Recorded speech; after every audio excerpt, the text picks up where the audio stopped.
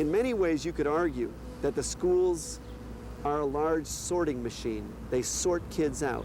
That's what they do. In fact, I think you could say that the schools, and this doesn't mean every teacher or everyone who participates, but the schools do, while we always complain about the schools, we never adequately fix them.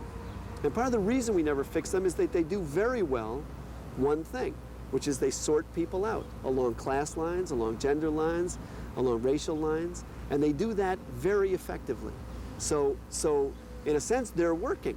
You say they don't work, they work. Now, then you have to move from that to examine what is it you want the schools to do. What I want the schools to do is to not train people to fit in comfortably to hierarchy. I don't want kids to emerge from schools understanding hierarchy and their place in it. I don't want them to emerge from schools as obedient little, people who can work in a McDonald's or on an assembly line without any other aspects to their personhood developed.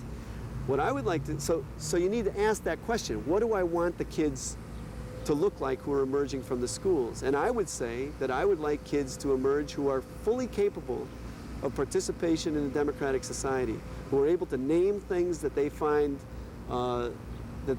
useful and name things that they find objectionable, and then work on behalf of changing those things or adopting those things that they find helpful and useful. That's what I want to see. I want to see people who can participate fully in human life.